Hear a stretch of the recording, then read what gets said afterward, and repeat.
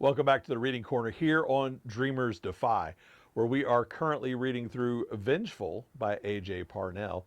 We are up to chapter 19 right now, and if you are just joining us, I strongly encourage you to go back to the introduction video. Note that there is a disclaimer there, as well as I'm going to give you one right here.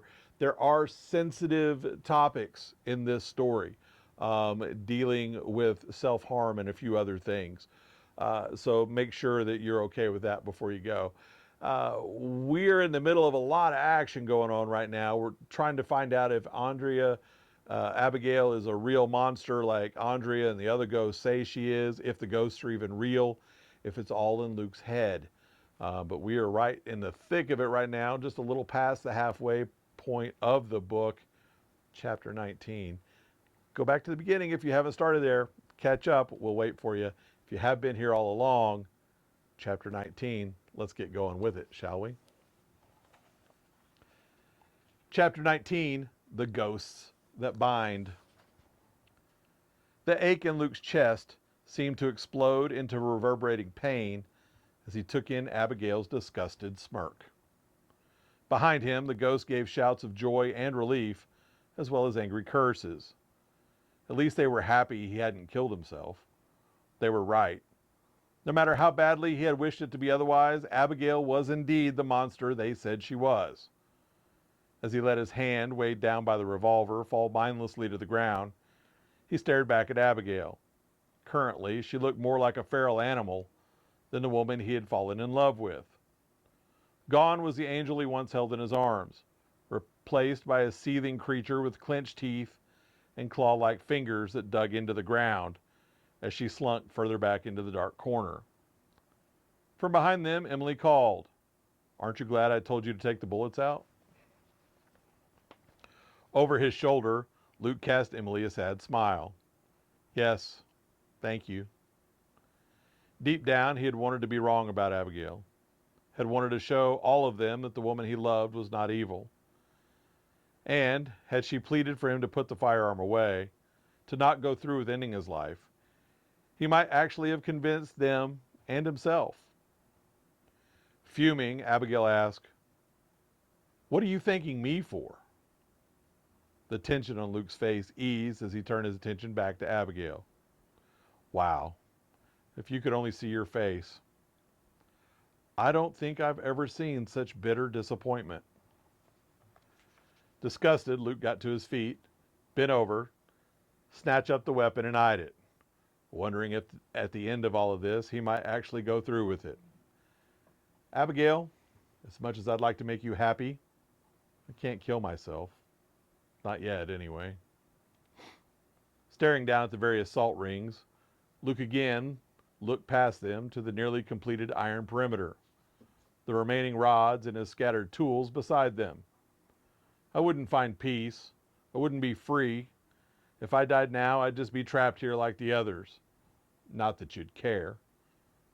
From the corner of his eye, he saw Abigail rise. "You misunderstood, Luke." "Here we go again," Richard scoffed. Dusting off the weapon, Luke put it in his coat pocket. "How so?" Pleading with him, Tyler called, "Stop talking to her. She's just messing with your head." Richard tapped on the lid of the wooden box. "He's right. Time is wasting. Let's get this show on the road, or you'll be the one we're tormenting, not her." Easing forward, Abigail made her way to the front of the cage. "When you grabbed that revolver and came at me, I didn't know what you were going to do. I was terrified." Foot tapping, Izzy groaned. "Oh, brother. She's not going to bat her pretty eyes at him. Then he'll get all weepy and confused and start making excuses for her all over again." Holding a hand up to the spirits, Luke growled, "Would you please stop?" Wiping away a tear, Abigail's breath caught on a sob. "Is it really that hard for you to believe? Luke, you're acting like a crazy person. I have no idea what you're capable of." Fists clenched, Richard raged. "Stop listening to that crazy bitch." Abigail coaxed, "Sweetie, you're imagining things, seeing threats that aren't there." Izzy flung her arms around Emily and sobbed, I told you he wouldn't help us. He's going to let her go, and we'll be stuck like this forever. Emily looked at Luke, her expression desperate and fearful at the same time. God, this was an impossible situation. If he did not find a way to help these lost souls, then Izzy was right. They could be trapped like this forever. To help them, he had to watch them destroy Abigail and be part of it, all the while knowing it went against everything he believed and everything he held dear. Stretching her hand out to him, Abigail offered, "If you would please come over here, I could help you. You just have to listen to..." Furious, Luke spun around to face her. "No, you listen to me, damn it." Straightening, Abigail added, "I would, but you're not making any sense." Breaking away from Emily, Izzy rushed over to Luke, her dark brown eyes imploring, "Please don't let her go. Remember what she did to me?" Didn't make any sense either. A familiar cold settled in the pit of Luke's stomach. In all this madness, he had forgotten about the other side effects of his near-death experience. When he had at first awoken from the deep drug-induced sleep, he had begun to have vivid, horrific nightmares that he soon learned were not his own. Every time he closed his eyes to sleep, he would be gifted with a gut-wrenching despair of Abigail's victims as he watched in vivid detail their horrific deaths in a few brief moments leading up to that horrible climax, as Abigail sat back and allowed those lives to end without thought or conscience. Luke's heart hardened as he stared at Abigail. Watching these five spirits' deaths play out night after night was what had ultimately set him on this course of action. How could he let them continue to suffer when he knew the truth behind their final actions? Knew the one responsible for the final push that brought them to such a tragic and now unrelenting end. Resting a gentle hand on Izzy's head, Luke said to Abigail, "What you did to Izzy didn't make sense either." "Excuse me?" Abigail asked, her face bewildered. Hugging Luke, Izzy laid her head against his side. "But you could change that. You could tell her why you did those things. Make it right." Defiant, Abigail folded her arms across her chest and stared at him like he was an impossible child.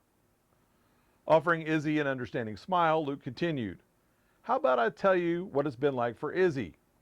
She has spent the past 20-plus years trying to understand why her best friend, someone she trusted, would do such a horrible thing to her."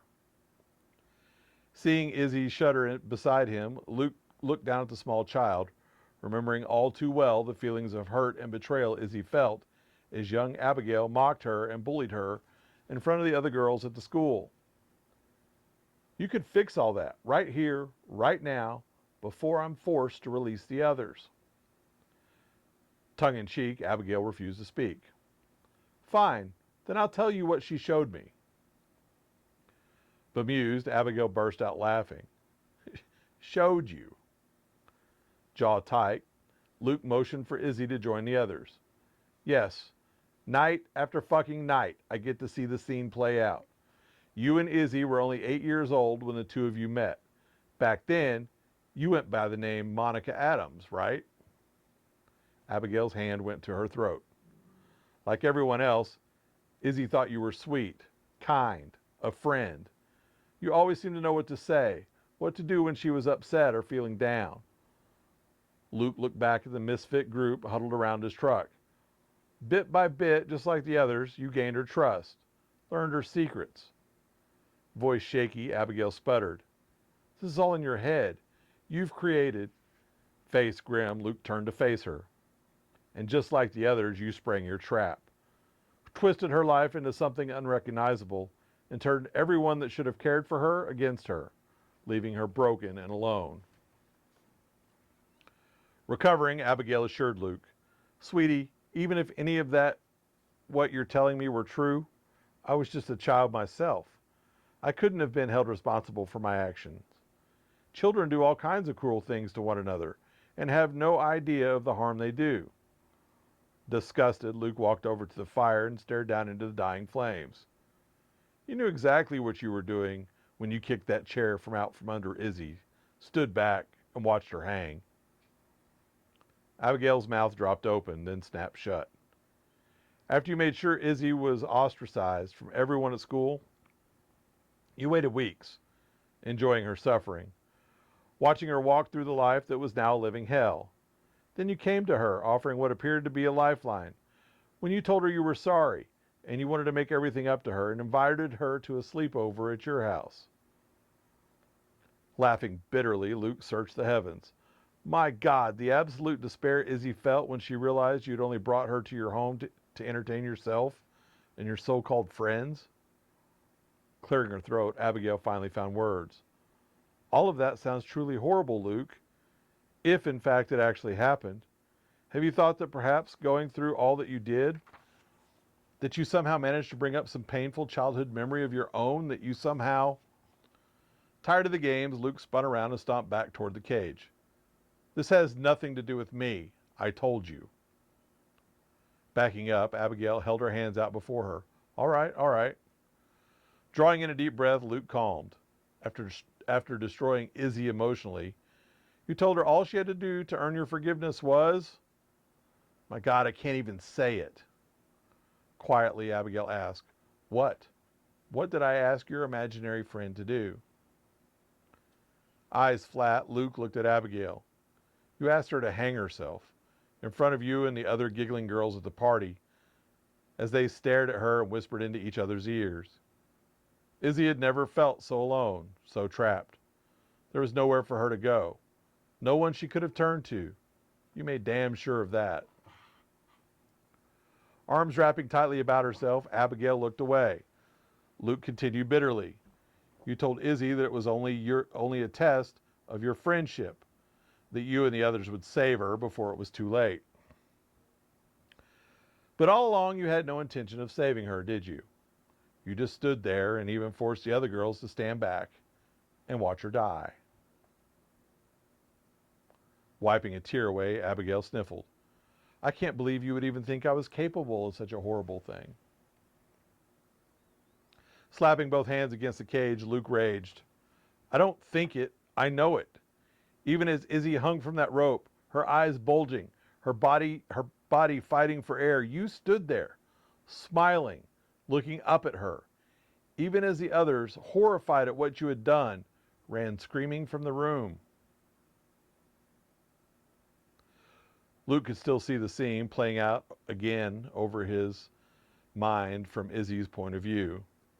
Abigail standing there, a sick, sweet smile on her lips, as one of the bolder girls had begged Abigail to help, then went to Izzy's aid, only to be shoved back into the group by Abby. Luke could feel the pain of the rope digging into Izzy's neck as she fought so hard to get air into her laboring lungs, all the while feeling the burning in her bulging eyes, throat, and limbs as her body fought for air. In the end, after she died, the other girls ran away, and Izzy's spirit helplessly watched Abigail walk up to her and spin Izzy's dead body around, laughing. Luke continued, You've always been sick and demented, haven't you? Searching the roof of her enclosure, Abigail let out a frustrated breath. If any of that indeed had happened, yes, I would say you were right, but it didn't. Unapologetic, Abigail looked at Luke. All of the things that you have imagined, the scenarios that your subconscious has created in order to justify your plan of what you want to do to me, just proves you're a lot sicker than I feared. Out of patience, Luke ran a hand down his face, then pulled Andrea's earrings out of his coat pocket. Fine. Have it your way. Izzy wasn't the only person you hurt, just like Monica wasn't the only name you've gone by. There are others here, amped up and ready for revenge. Luke held up the gold earrings, letting the firelight bounce off them for effect. Rage barely in check, Abigail clenched her teeth as she stared at another one of her precious trophies. Returning to the second ring of salt, Luke carefully laid the jewelry down in the dirt. One way or another, Abby, this ends tonight. Looking back at the truck, Luke pointed at Richard and Tyler. Don't even think about it. Unhappy, Richard and Tyler walked off in the opposite direction, their ghostly forms fading as Andrea made her way toward him. Dragging the heel of his boot, Luke cut openings through the rings of salt to ensure Andrea a clear path to Abigail. Andrea, your neighbor, back when you called yourself Jennifer Stearns, would like some alone time with you.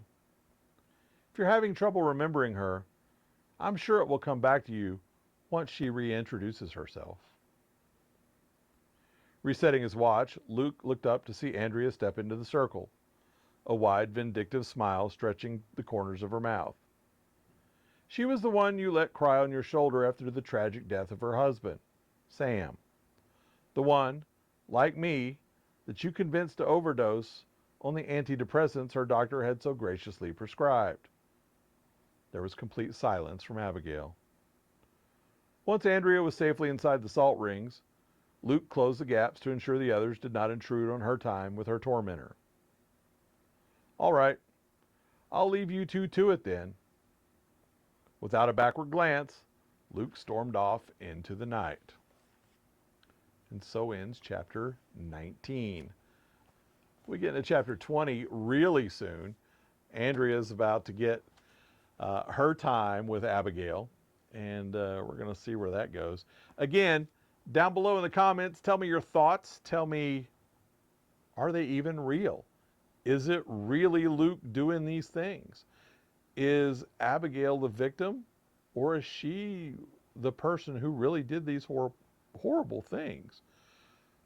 Tell me down below. Let's have a good discussion. Like I said, go down also in the description.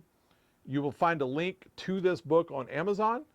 Go ahead and you can order your own copy, either hardbound or softbound.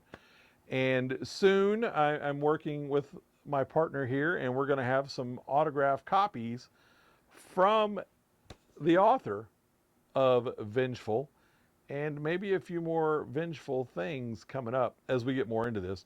And since the channel has just launched officially, I'm also going to tell you that we're going to be doing a little series all about Vengeful and the movie that was made from it. Now, this is a decade in the making, and it's a fun little story. We'll have insights. We'll talk to the director. We'll talk to the writers. We'll talk to actors, and we'll do all of that as well. So that's all coming up. Those are going to be some various other videos here on the channel. We'll have a whole series on it. And but in the meantime, while we're reading the book, we will get back to chapter 20 really soon. And we'll see you back here on the Reader's Corner on Dreamers Defy.